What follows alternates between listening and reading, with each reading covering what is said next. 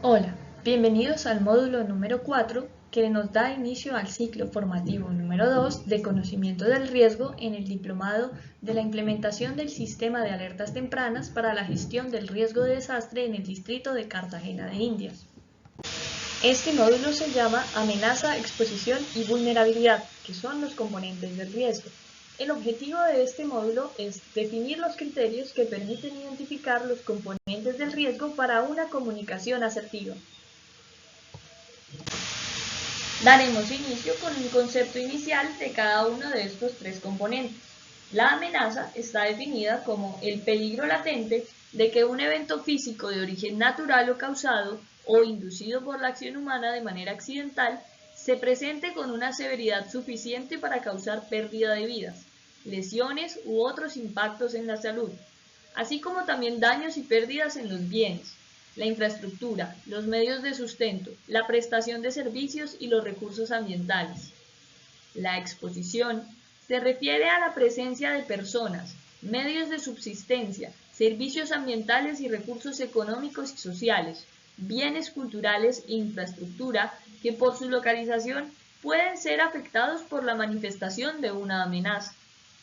Finalmente, la vulnerabilidad se define como la susceptibilidad o fragilidad que tiene una comunidad de ser afectada o de sufrir efectos adversos en caso de que un evento físico peligroso se presente.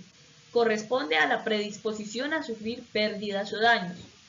Entonces, por ahora quiero que tengan muy en mente que una amenaza no es solo un desastre natural, sino que también puede ser un desastre causado por acción humana, aunque sea de manera accidental.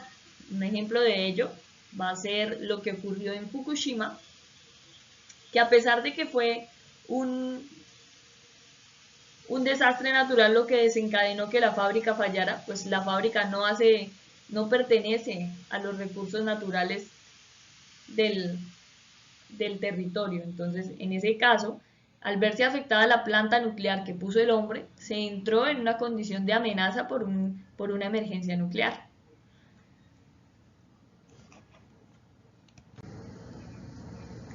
Entonces, aquí centrándonos en la amenaza representa la distribución geográfica de un parámetro de la intensidad.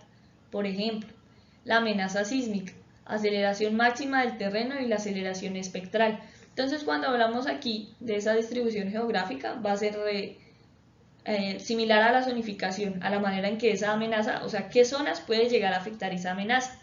Cuando hablamos aquí de aceleración máxima del terreno y la aceleración espectral, es la manera en la que se mide y cómo la podemos llegar a sentir. Entonces, ¿cuál sería el ejemplo? Cuando se siente un sismo, el Servicio Geológico Colombiano, a través de su red sísmica, pues que lo está monitoreando, va a detectar en dónde ocurrió el sismo y después de que pues efectivamente la gente lo sienta, saca sus boletines, y igual en el momento saca sus boletines con el epicentro, que es el lugar donde se presenta la mayor magnitud, donde ocurrió el sismo. Pero si el sismo ocurre en la Mesa de los Santos, que es donde más ocurren sismos aquí en Colombia, puede llegar a sentirse en Bucaramanga, entonces tiene una gran área de influencia. Estos parámetros de aceleración máxima del terreno y aceleración espectral son los que usa Google, en los que quizás muchos hayan escuchado hablar de las alertas de sismos de Google. Entonces ellos registran el primer movimiento donde hay un pico de aceleración máxima, de aceleración espectral, y con base en el área de influencia y la manera en la que se esparcen y dispersan las fuerzas, empieza a generar las alertas que llegan a los teléfonos de las personas que se encuentran en un radio de influencia. Entonces ahí la amenaza está relacionada con en qué zonas puede llegar a afectar. En el tema de las inundaciones, cuando se habla de la profundidad de inundación o la velocidad del flujo, pues también se habla de parámetros de cómo se va a presentar el evento y cómo se estima que llegue a ciertas zonas. Por ejemplo, si aquí en la ciudad de Cartagena, en el centro se inunda 30 centímetros y el centro de la inundación es el centro comercial del Éxito de la Matuna, pues entonces con esos 30 centímetros de profundidad de inundación tendríamos que entrar a mirar cuántos barrios me va a afectar alrededor, o sea, qué tanta zona va a ocupar la manifestación de esa amenaza. En caso de la velocidad del flujo ya está como más relacionado con los canales, qué tan rápido pueden ir. Un ejemplo de esto es los arroyos que se forman, que creo que los más nombrados del país son los arroyos y el problema de los arroyos en Barranquilla. Y en el caso de los ciclones tropicales, se mide la velocidad del viento y la altura de la marejada. Nuevamente, pues estos son parámetros de la amenaza que empiezan a zonificarse y a ver si yo considero que tan alto va a llegar la marejada, también puedo considerar qué tanto me va a afectar. Si por ejemplo aquí las olas fueran muy altas, entonces ya veríamos en qué zonas empieza a metersenos el agua y ya empezamos a zonificar cuál es la zona que se nos puede ver afectada por esa amenaza. Entonces ahí tenemos lo que es la distribución geográfica de un parámetro de la intensidad. Entonces ahí sería qué tanto suben las olas y ya empezamos a analizar qué tanto se me va a inundar. Aquí también importante recordar, como les mencionaba anteriormente, que las amenazas no son solo de origen natural, o sea, no solo estamos expuestos a sismos o a inundaciones por lluvias o, bueno, aquí en el caso de Cartagena, a emanaciones de lodo de los volcanes de lodo, que son manifestaciones de un fenómeno que se llama diapirismo, y en el caso de los riesgos identificados en el POD, que también tenemos licuación y expansividad, sino que hay muchos riesgos. Tenemos riesgos eléctricos, está el riesgo de derrame químico.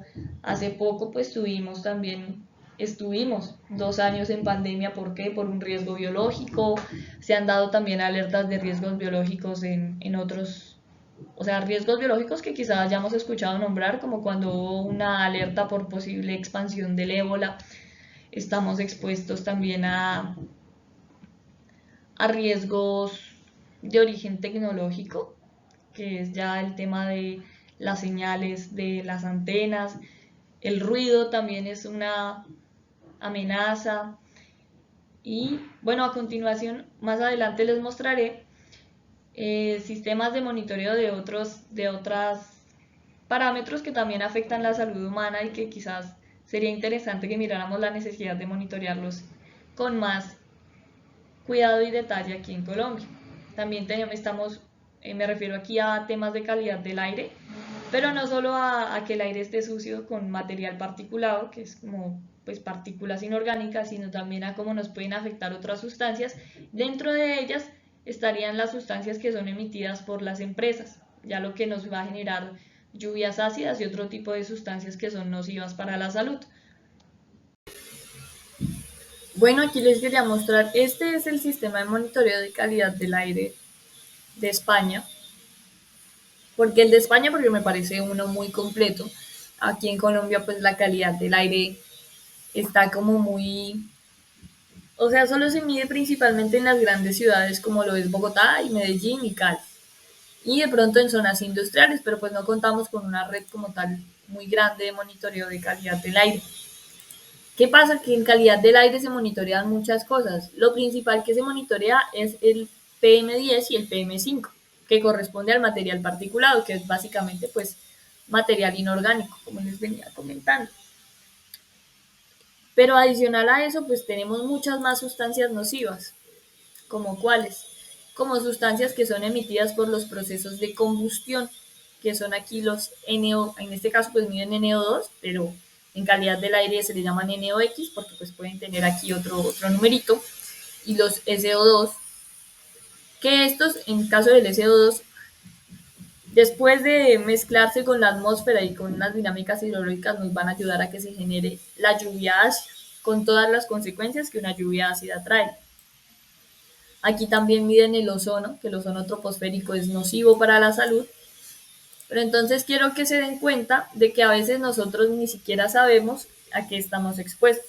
Aquí en la ciudad de Cartagena se dan muchos procesos de combustión, es decir, que podríamos estar expuestos a niveles de óxidos de azufre que no conocemos, no los estamos monitoreando. Adicional a eso, en las fábricas se crean muchas sustancias nocivas que son liberadas al ambiente y que son nocivas para la salud.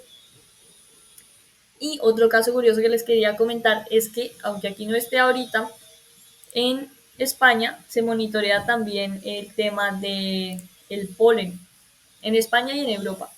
Ellos monitorean el tema del polen porque pues empieza la temporada de alergias. Aquí en Colombia hay muchas personas a las que les afecta el polen, pero nosotros no contamos con una red de monitoreo para el polen. Y otro caso curioso que se presenta en España, España tiene aquí unas islas cerquita aquí a África, que son las Islas Canarias. Esta zona sufre mucho porque dentro de las dinámicas de los vientos de la Tierra también ocurre un momento en el cual las arenas del Sahara empiezan a migrar, a ser trasladadas por el viento, y han habido ocasiones tan fuertes que las Islas Canarias se ven completamente amarillas, se suspenden los vuelos, e incluso aunque estemos tan lejos, han habido ocasiones en las que se ha demostrado cierto índice de afectación de esas arenas del Sahara en Colombia. Entonces, pues, para que seamos conscientes de que a veces, aunque sepamos qué riesgos podemos ver físicamente, estamos expuestos a muchísimas amenazas de las cuales ni siquiera somos conscientes porque no estamos informados.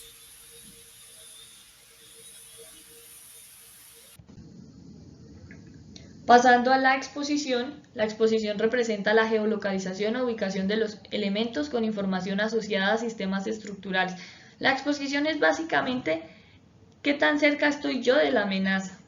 Si por ejemplo yo vivo en una zona, hay una montaña que se va a deslizar y yo vivo en la parte de arriba, pues voy a estar muy expuesto. Si yo vivo en la parte media de la montaña, también voy a estar muy expuesto. Si yo vivo en la falda de la montaña, también voy a estar muy expuesto porque estoy básicamente en la amenaza. O sea, parado en la montaña que se me va a caer, estoy justo al lado de la amenaza. Pero si la montaña está a unos 100 metros de mi casa, pues yo ya empiezo a estar menos expuesto. Esto se ve, bueno, otro ejemplo más claro sería en la ronda hídrica de los ríos o cuerpos de agua. Si yo estoy ahí a 1 metro del agua en temporada seca, porque vi que se secó y yo quise construir mi casa ahí, obviamente voy a estar muy expuesto, porque además en temporada de lluvia pues va a subir el agua, entonces ya estoy no solo expuesto, voy a ser víctima de esa amenaza. Si yo dejo 30 metros, pues voy a estar expuesto, pero un poco menos. Y si yo estoy a unos 100 o 200 metros de ese cuerpo de agua, pues ya mi nivel de exposición disminuye de manera considerable. Y finalmente tenemos la vulnerabilidad, que representa la fragilidad de los elementos físicos. Pero bueno, además de los elementos físicos también está, yo soy vulnerable cuando no estoy capacitado para responder, porque pues disminuyo mis capacidades de respuesta, disminuyo mis capacidades de atender a la emergencia, entonces me puedo ver más afectado de lo que me vería si yo estuviera capacitado en responder a ese tipo de amenaza. Ya pasando al tema de los elementos físicos, pues hablamos de las viviendas, los canales, los postes de luz, los edificios o las carreteras. Por ejemplo, cuando se acerca un huracán, hay elementos muy expuestos y muy vulnerables que son los postes de la luz. ¿Qué pasa? O sea, no es tanto expuesto el elemento físico de un poste, sino las redes eléctricas. Entonces ya empiezan con esos fuertes vientos, se nos pueden desconectar y nos vamos a quedar sin luz, y eso pues ya es un riesgo, que nos quedemos sin alimentación de servicios, que perdamos los servicios públicos, como el caso de la luz. Ya en los casos de vivienda, pues hay viviendas que no están preparadas estructuralmente para resistir a ciertos tipos de amenaza, entonces ya se presenta que se vuelan los techos, que de pronto se caen las tablas, o que de pronto una fuerte inundación se lo llevó. Entonces aquí un ejemplo de vulnerabilidad es el cuento de los 3 cerditos. ¿Qué pasaba con el cerdito número 1? Que era muy vulnerable porque los materiales de su casa no podían resistir a la forma en la que soplaba el lobo.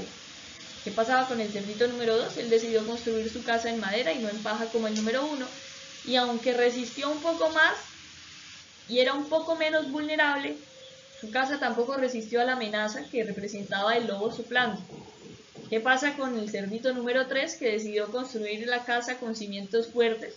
Pues que esa casa sí resistió, entonces él fue muchísimo menos vulnerable y pudo resistir a esa amenaza que era el lobo. Entonces aquí vemos otro ejemplo. Esta casa está expuesta a la caída de rocas, que aquí la caída de rocas sería nuestra amenaza. Faltaría ver qué tan vulnerable es, dependiendo qué tan grandes sean las rocas o de qué material esté la casa, podríamos analizar ya la vulnerabilidad. Entonces aquí ya podemos ver que se adaptó y disminuyó sus condiciones de vulnerabilidad, porque primero pues tenía una casa otros materiales y no había nada que detuviera el derrumbe, y luego entonces ya se generó un muro de contención para que cuando haya un derrumbe sea más improbable de que se afecte la casa. Entonces aquí la amenaza después de la adaptación disminuyó la vulnerabilidad de la casa expuesta. Recordemos aquí los tres componentes de que para que exista el riesgo deben unirse los tres componentes. Debe haber una amenaza, debe haber elementos expuestos y debe haber cierto grado de vulnerabilidad en estos elementos expuestos. Y con esto daríamos fin al módulo número 4 del diplomado. Muchas gracias por su atención.